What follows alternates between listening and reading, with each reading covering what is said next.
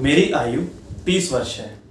मैं भारत का रहने वाला हूँ और मेरा जन्म भी सनातनी परिवार यानी कि हिंदू परिवार में हुआ। अगर मैं आपसे ये कहूँ कि मुझे संस्कृत नहीं आती है या फिर मैंने संस्कृत को अब जाके पढ़ना शुरू किया है तो आपको रत्ती भर भी आश्चर्य नहीं होगा। आश्चर्य तो तब होगा अगर मैं आपसे कहूँ कि मैं इंग्लिश मीडियम स्कूल में नहीं पढ़ा हूँ या फिर हिंदी या पंजाबी मीडियम में पढ़ा हूँ। सोने पे सुहागा हो जाता अगर मैं बोलता कि मैं फ्रेंच, जर्मन, कोरियन ऐसी लैंग्वेजेस को सीख रहा हूँ। ये डिफरेंस जो हमारा ये आता है आश्चर्य में, ऐसा क्यों? तो आज इस वीडियो में मैं अपने संस्कृत के जो अभी सीखने का आरंभ है, उसकी जो जर्नी है, उसका जो सफ़र है, उसके जो बीच में बाधाएं आई हैं, उसको आपके साथ डिस्कस करूँगा। हो सकता है आप में से कई लोग जो मुझे सुन रहे हैं एक ही किश्ती में सवार हैं। My curious case of Sanskrit learning from ignorance to reluctance to a big yes to keep knowing about Yoga and Sanskrit from an ordinary person from Punjab. Keep supporting and watching my videos, subscribe and share my content. और आज संस्कृत दिवस भी है। जो सब लोग संस्कृत के साथ जुड़े हुए हैं उन सबको शुभकामनाएं। तो सबसे पहले हम इस वीडियो को और बोरिंग ना बनाते हुए शुरू करते हैं। मेरी पहली हर्डल, पहली स्टेज जहाँ पे मैंने संस्कृत नहीं सीख पाया, दैट इज इग्नोरेंस। इग्नोरेंस का मतलब अज्ञानता, मतलब ज्ञान ही ना होना। संस्कृत जैसी भाषा हमारे देश में है, हमारे आसपास है, ये अगर आपको पता ही नहीं होगा तो आप कैसे सीखेंगे? बचपन में जब हम सीखते हैं तो अपने स्कूल जाते हैं, अपने फैमिली के साथ सीखते हैं। अगर हमारे स्कूल में, विद्यालय में संस्कृत के टीचर, शिक्षक नहीं होंगे या फिर वो सब्जेक्ट ही नहीं होगा तो क्या सवाल उठता है कि मैं उसको सीखूं। दूसरी बात, परिवार से। पंजाब से रहता हूँ तो यहाँ पे मैंने अगर बचपन में कुछ सीखा भी है संस्कृत के रिलेटेड जो मुझे नहीं पता है कि संस्कृत में है, वो था हनुमान चालीसा और गायत्री मंत्र। उसका कभी मैंने मतलब जानने की प्रयास नहीं किया। मगर ऐसा क्यों? इस चीज़ का कम से कम मुझे अब तो आश्चर्य हो रहा है, स्कूल और फैमिली दोनों को ही क्यों नहीं पता था। शायद इसके लिए एक अलग से वीडियो बनानी पड़े क्योंकि इतने सारे कारण हैं कि ये जो भाषा है ये हमारे समाज से लुप्त जैसी हो गई है। और दूसरी बाधा, दूसरा हर्डल इज कॉल्ड रिलक्टेंस। बाधा, रुको, सोचो, ना इच्छा होना, संकोच होना, डाउट होना कि मैं ये संस्कृत पढ़ूं भी या ना पढ़ूं। मैं चाहता हूं लेकिन फिर भी कुछ सवाल आते हैं। ये सवाल क्यों आते हैं और कैसे कैसे आते हैं? इसका एक पहला कारण है हमारे अंदर, समाज के अंदर एक इन्फीरियरिटी कम्प्लेक्स भर दिया गया है। यानी कि आप नीचे हो, पुराने हो, अंधविश्वासी हो, पाखंडी हो, इसका, इन सब चीज़ों का आज के टाइम में, आज के युग में कोई रेलिवेंस नहीं है। मानो अगर मैं रिलीजन या धर्म, स्पिरिचुअलिटी या अध्यात्म की बात बोलूँ भी तो लोग मुझे आज कह सकते हैं कि तुम इम्प्रैक्टिकल हो, तुम क्या फालतू बातें कर रहे हो। मॉडर्न साइंस को देखो, आज की प्रैक्टिकल बातें करो। Why? Spirituality is equally important. Religion अपना पर्सनल होता है, कैसा भी होता है, बट ये क्वेश्चंस, डाउट्स जरूर आते हैं। तो ऐसी ऐसी बातों से, ऐसी ऐसी चीज़ों से तंज कसे जाते हैं। तो हो सकता है किसी को भी ये चीज़ थोड़ा अच्छी ना लगे, लेकिन कॉन्फिडेंस तो थोड़ा डाउन होता ही है। दूसरा, ये सब जो आगे बताने जा रहा हूँ ये हास्यास्पद होंगे, बट ये बहुत ज़्यादा खतरनाक जो है, लोग ऐसे आपके ऊपर तंज कसेंगे। मानो मैं मंत्र जाप कर रहा हूँ तो लोग मुझे कहेंगे राम राम पंडित जी। अगर तिलक लगा लो तो ऐसे भी बोलते हैं, हाय तिलकधारी। कुछ लोग तो। भैया क्या आप ज्योतिषी हो? और आपकी फैमिली में अगर आप शादीशुदा हो तो आपकी घरवाली ये भी बोल सकती है, हाय देखना आप कहीं ब्रह्मचारी तो नहीं बन जाओगे, संन्यास तो नहीं ले लोगे। नहीं भाई, सन्यासी ब्रह्मचारी नहीं हूँ, सिर्फ संस्कृत पढ़ रहा हूँ। इसमें बहुत सारे शास्त्र लिखे हुए हैं, बहुत सारी साइंस की बुक्स लिखी हुई हैं, बहुत सारी स्पिरिचुअलिटी की, अध्यात्म की बुक्स लिखी हुई हैं, किताबें लिखी हुई हैं। उसको पढ़ने की इच्छा है तभी संस्कृत पढ़ रहा हूँ।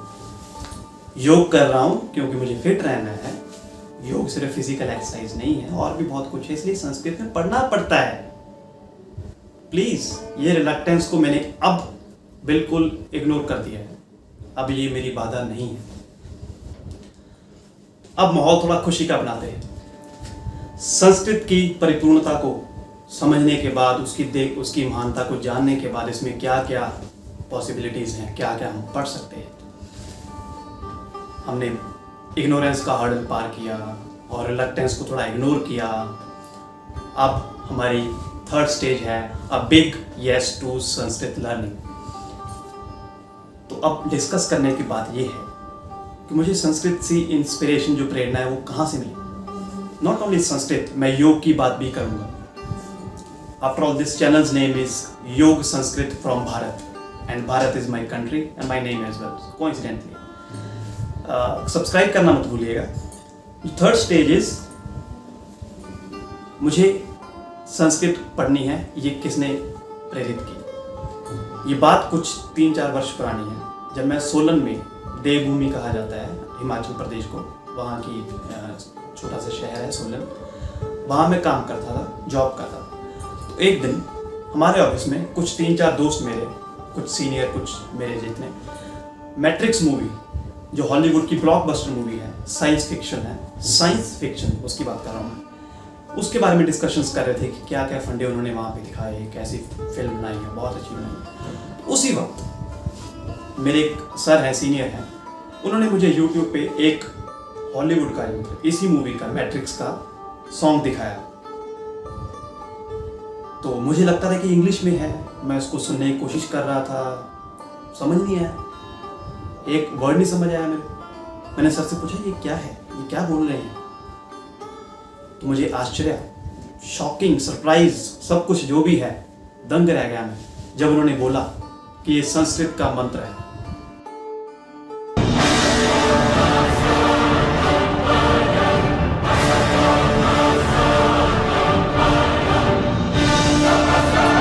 मैट्रिक्स मूवी, साइंस फिक्शन, उसमें संस्कृत का मंत्र क्या काम कर रहा है? रिलेशन क्या है आपस में, संबंध क्या है? जो होती है ना, जिज्ञासा होती है, जिज्ञासा, पहला प्रश्न जो हमारे मन में उठता है, उसको जिज्ञासा कहते हैं। मुझे वहां से हुई कि संस्कृत का श्लोक, असतो मा सतगमया, मुझे बोलना भी नहीं आता ढंग से, मैं पढ़ रहा हूं, लेकिन ये इस मूवी में, इतनी बड़ी मूवी में, उनको क्या पड़ी थी कि इतनी बड़ी मूवी में संस्कृत का श्लोक इन्वेस्ट करें, और ऊपर स्पेशल, मतलब उसके प्लेबैक सिंगर्स वेस्ट के हैं सारे, वो पूरी फाइट सीन हो रही है नियो और स्मिथ की, उसमें ये संस्कृत मंत्र। सबसे पहला प्रश्न मेरे मन में तब आया, और प्रेरणा भी वहीं से है कि संस्कृत में कुछ ऐसे श्लोक, ऐसे शास्त्र लिखे हुए हैं जो जरूर पढ़ने चाहिए। और उनके सबटाइटल्स पढ़ के भी मैं, मतलब, थोड़ा मोटिवेट हो रहा था कि ये there is something deep secret, कुछ रहस्य हैं, कुछ मिस्टिसिज्म है इसमें, जो भी पढ़नी चाहिए। नंबर 2, मैंने कुछ ये भी पढ़ा कि वेस्ट में, यानी कि यूरोप में, बहुत सारी यूनिवर्सिटीज़ में संस्कृत के सेपरेट सेक्शंस हैं। Not only for the current students, आज के स्टूडेंट्स ही नहीं वहाँ पे पढ़ रहे हैं, बच्चे भी पढ़ रहे हैं, बड़े भी पढ़ रहे हैं।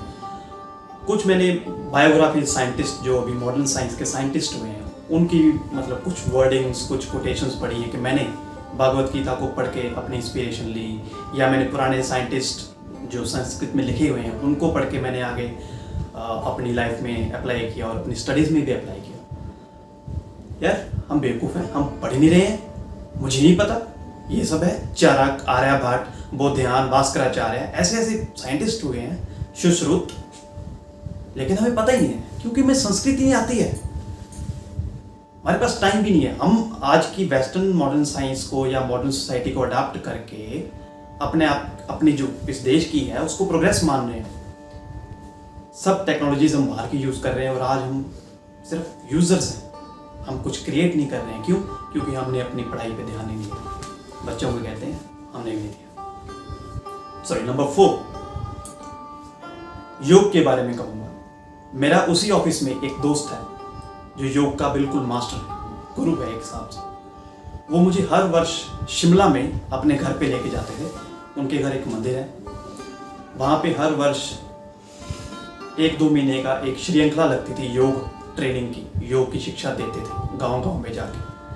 तो उनके घर जब आते थे, वो एक ग्रुप आता था, तो उनके घर में मैं जाता था, 3-4 दिन लगातार योग करके आते थे। और योग सिर्फ फिजिकल एक्सरसाइज नहीं है, सिर्फ ये बॉडी ही नहीं है। वहाँ से मुझे समझ आया कि योग इससे भी परे बहुत कुछ है। योग का असली जो मकसद है, जो उसका ऑब्जेक्टिव है, दैट इज डिफरेंट। ये 4 कारण है। This channel is made to promote, to learn. पहले मैं लर्न करूंगा, उसको समझूंगा, उसको आगे प्रमोट करूंगा, डेफिनेटली प्रमोट करूंगा। The knowledge of yoga and Sanskrit. Sanskrit इसलिए because there are so many books, इसमें बहुत सारे शास्त्र हैं जो हमें संस्कृत में देखने को मिलेंगे, and those are the original sources, authentic sources हैं, जो एक असली स्रोत हैं, प्रमाणित ज्ञान है, वहाँ से मिलेगा। हम ब्लॉग से पढ़ते हैं, इंग्लिश में पढ़ते हैं, तो ट्रांसलेशन में क्या लिखते हैं हमें नहीं पता। Keep supporting my journey to learning yoga and Sanskrit, and keep subscribing this channel. Thank you so much. Om नमः शिवाय।